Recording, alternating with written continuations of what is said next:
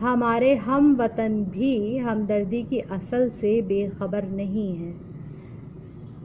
ہم وطن یعنی کہ ایک وطن میں رہنے والے لوگ۔ ہمدردی کی اصل سے مراد یہاں پر ہے حقیقت۔ ہمارے ہم وطن بھی ہمدردی کی حقیقت سے بے خبر سے مراد لا علم ہے۔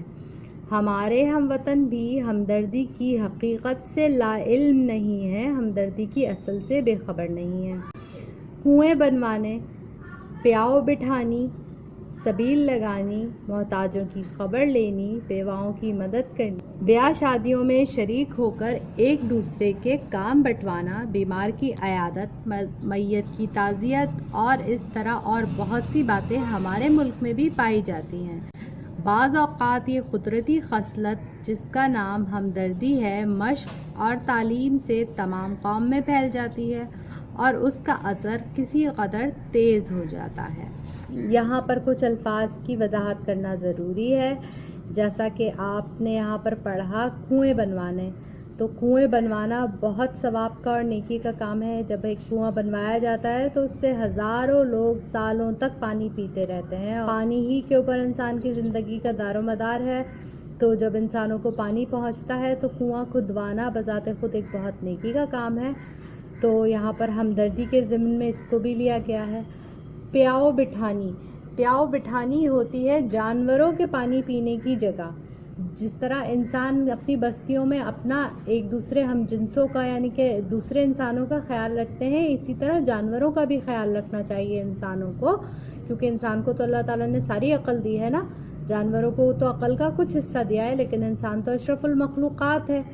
تو پیاؤ بٹھانی ہوتی ہے پانی جانوروں کے پانی پینے کی جگہ، تو جانوروں کے پانی پینے کا بھی انتظام کیا جاتا ہے اور اس جگہ کو کہتے ہیں پیاؤ بٹھانی۔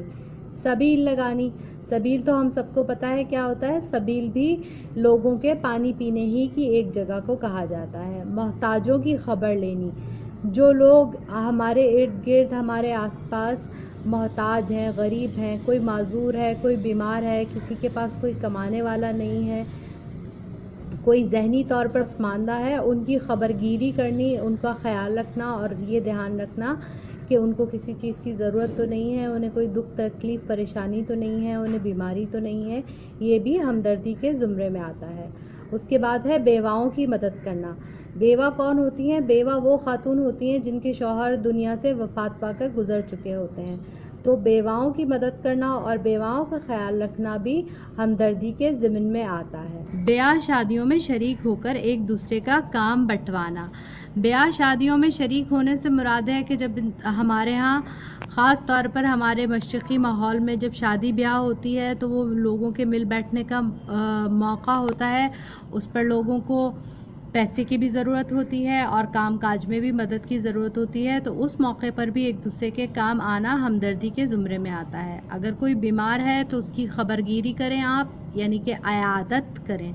عیادت اور تعزیت میں فرق ہوتا ہے۔ عیادت بیمار کی جاتی ہے جو انسان زندہ ہوتا ہے، اور تعزیت میت کی جاتی ہے جو انسان فوت ہو جاتا ہے، اس کی تعزیت کی جاتی ہے۔ اگر کوئی بیمار ہو گیا ہے تو آپ اس کی عیادت کریں، اس کی خبر گیری کے لیے جائیں، ممکن ہو سکے تو آپ اس کو جس طرح سے بھی آپ اس کی مدد کر سکتے ہیں، ڈاکٹر کے پاس لے جا سکتے ہیں، اس کو دوا لا کے دے سکتے ہیں، اس کے گھر کا کوئی چھوٹا موٹا کام کر سکتے ہیں تو وہ آپ کر دیجئے، تو یہ بھی ہمدردی کے زمرے میں آتا ہے۔ میت کی تعزیت کرنا، جب کوئی انسان دنیا سے فوت ہو جائے تو اس کے گھر والوں کی دلجوئی کرنا اور اس کے گھر والوں سے اظہار ہمدردی کرنا میت کی تعزیت کہلاتا ہے، اور اسی طرح اور بہت سی باتیں ہمارے ملک میں بھی پائی جاتی ہیں۔ بعض اوقات یہ قدرتی خصلت یعنی کہ عادت جس کا نام ہمدردی ہے، مشق اور تعلیم سے تمام قوم میں پھیل جاتی ہے۔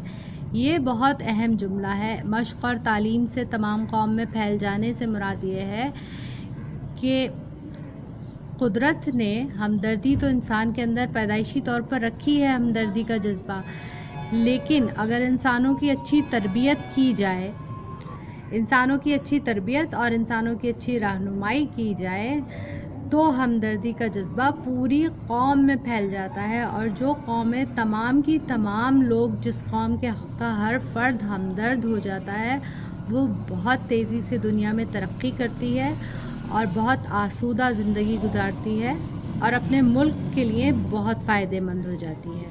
تو یہ ہمدردی کا جذبہ قوم اور ملک کے لیے بھی بے حد کارآمد ہوتا ہے۔